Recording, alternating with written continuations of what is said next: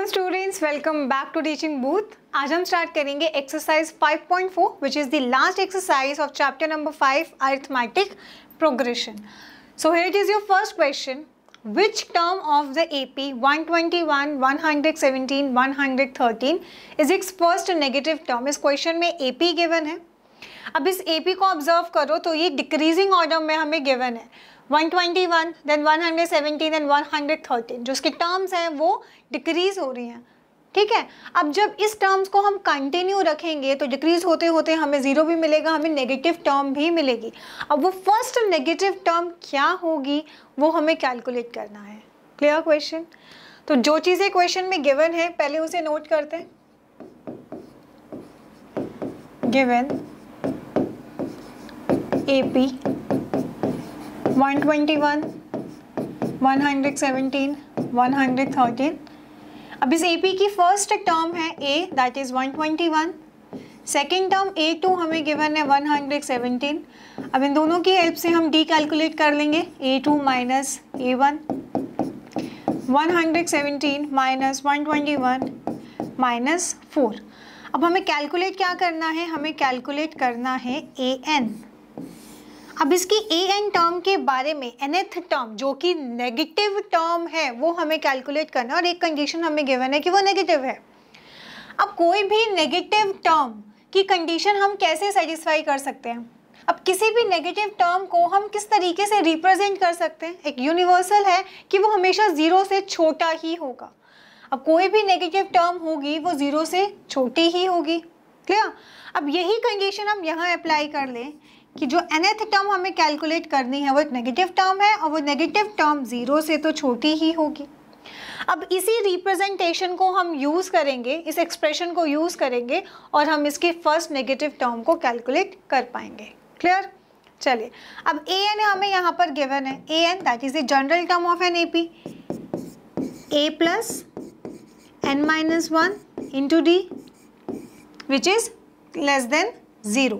अब A के place पर हमने यहाँ पे 121 पुट कर दिया, N हमें कैलकुलेट करना है और D हमें -4 गिवन है। इसको फर्दर सिंप्लीफाई करते हैं, 121 इसको इससे मल्टीप्लाई किया, ये हो गया -4n plus 4, 121 plus 4, 125 -4n is less than 0। अब इस एक्सप्रेशन को फर्दर सिंप्लीफाई करते हैं, हमारे पास n के रिस्पेक्ट में कोई ना कोई वैल्यू आएगी। Clear?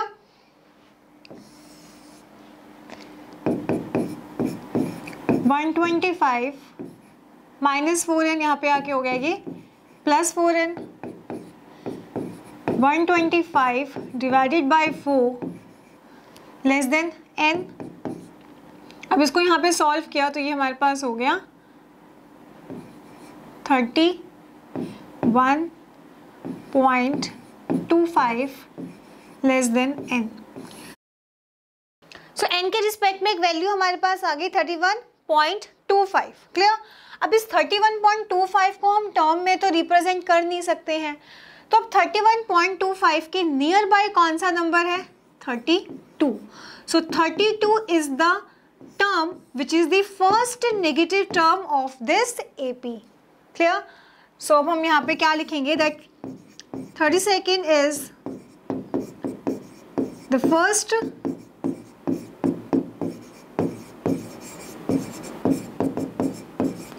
negative term of a given AP.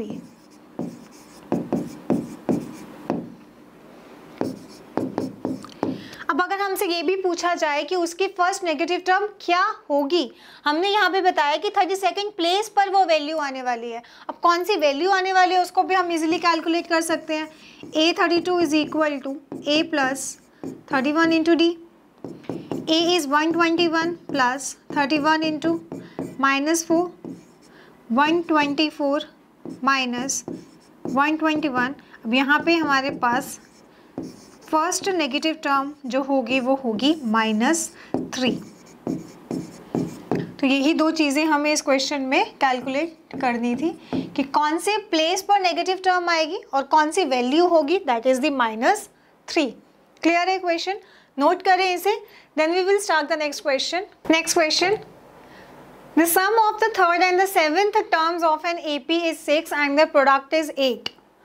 Find the sum of 16 terms of the AP. इस AP में third term A3, seventh term A7, इन दोनों टर्म्स का सम गिवन है और इन दोनों टर्म्स का प्रोडक्ट गिवन है. कैलकुलेट करनी है उस AP की 16 टर्म्स का सम. क्लियर? जो चीज़ें गिवन है उसे नोट करते हैं. गिवन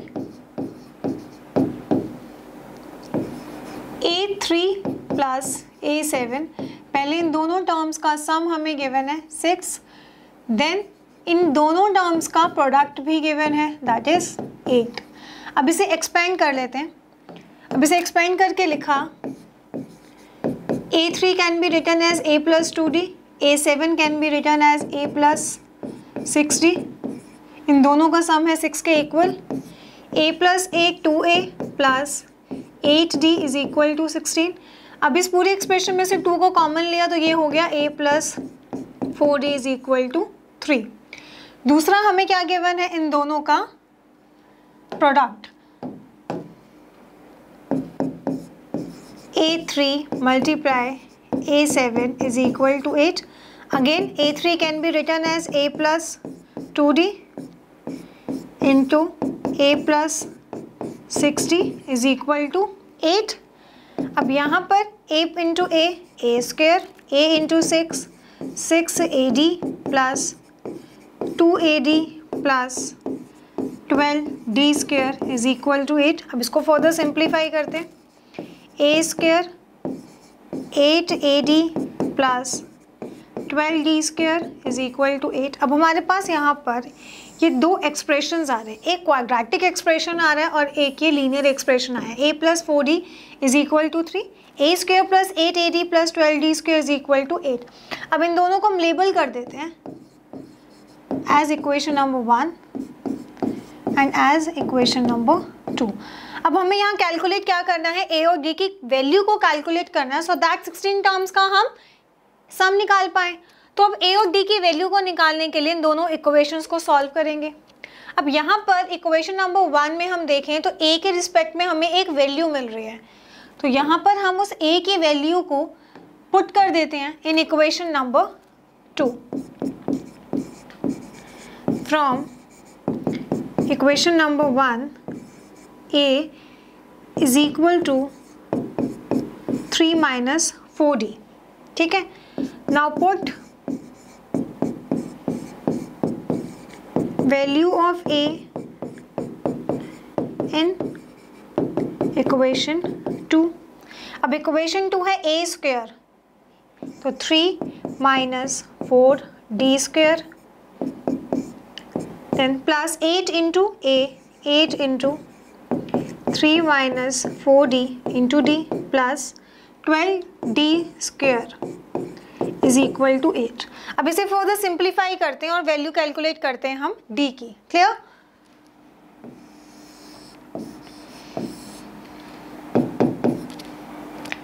थ्री माइनस 4D का होल स्क्वायर, 3 3 ज़ा 9, 4 4 ज़ा 16 D स्क्वायर माइनस 2 4 ज़ा 8, 8 3 ज़ा 24 D plus 8 into 3 24 minus 8 into 4 32D into D plus 12D square is equal to 8. अब इसे फर्दर सिंप्लीफाई करा, ये हुआ 9 प्लस 16D स्क्वेयर और 12D square 28D square minus 24D plus, अब D को इस पूरे टर्म से multiply, 24D minus 32D square is equal to 8. अब ये 9 और 8 को फर्दर सिंप्लीफाई करा, लाइक टर्म्स को करते हैं तो ये हो जाएगा यहाँ पे ये -1, 24D ये कैंसिल हो गए, 28D स्क्वेयर 32D स्क्वेयर को सॉल्व किया, ये हुआ -4D स्क्वेयर. अब इसको फर्दर सिंप्लीफाई करेंगे तो ये क्या हो जाएगा, D square is equal to 1/4. अब यहाँ पर D की दो वैल्यूज़ आ जाएंगी, प्लस माइनस 1/2. ठीक है, ये अंडर रूट ऑफ 1/4 हमारे पास क्या वैल्यू आ जाएगी, प्लस माइनस 1/2। अब हमारे पास d की वैल्यू तो आ गई है, अब हमें क्या कैलकुलेट करना है, a। अब अगर d दो वैल्यूज़ में हमें मिल रहा है तो अब a भी हमें 2 ही वैल्यूज़ में मिलेगा। अब हम इस d की वैल्यू को इस एक्सप्रेशन में पुट कर देते हैं तो a की वैल्यू आ जाएगी। Now put d is equal to 1/2 in a is equal to 3 minus 4d। a is equal to 3 minus, ये कैंसिल हो गया नीचे तो ये हो गया 2, तो यहाँ पर a की वैल्यू आ रही है 1। जब हमने d के प्लेस पे 1/2 लिया है तो a की वैल्यू आई है 1। अब हम d के प्लेस पे माइनस 1/2 रखते हैं तो a की वैल्यू क्या होगी, a is equal to 3 plus 2 5। So a की वैल्यू आई 5 जब हमने d लिया है माइनस 1/2। अब हमने यहाँ पर a की 2 वैल्यू है, d की 2 वैल्यू है, तो जो सम ऑफ 16 टर्म्स होगा वो भी 2 ही हम अलग अलग कैलकुलेट करेंगे and both are considerable. Clear? चलिए अब हम S16 कैलकुलेट करते हैं। Sn का formula n/2 into 2a plus n-1 into d। अब यहाँ पर n की प्लेस पे हमें गिवन है 16 नंबर ऑफ टर्म्स का हमें कैलकुलेट करना है सम। 16/2 2 इंटू a। अब यहाँ पर हम पहले d 1/2 और a 1 ले रहे हैं तो 2 इंटू 1 प्लस 16 माइनस 1 इंटू 1/2। यहाँ पे हम पहले इसको मेंशन कर देंगे। When a is equal to 1 and d is equal to 1/2। 8 plus 2 15/2। 8 हो गया 7.5, हो गया 9.5, 76.0। तो ये हमारे पास S16 आ गया जब हमने a और d लिया है 1 and 1/2। अब हमने a चेंज कर देना है। When we put a, अब हम a के प्लेस पर ले रहे हैं 5, d के प्लेस पर माइनस 1/2। तो अब S16 की वैल्यू क्या होगी? अब S16 की वैल्यू निकालने के लिए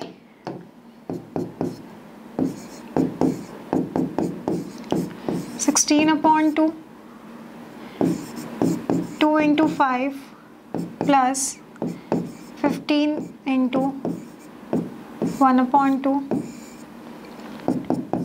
8 2 5 is 10 माइनस 7.5 8 2.5 8 2 is 16 प्लस 4 20.0। तो यहाँ पर सम ऑफ 16 टर्म्स आ रहा है 20 जब हमने a 5 लिया और d -1/2 लिया है। क्लियर है इक्वेशन? चलिए नोट करें इसे, देन नेक्स्ट क्वेश्चन करते हैं।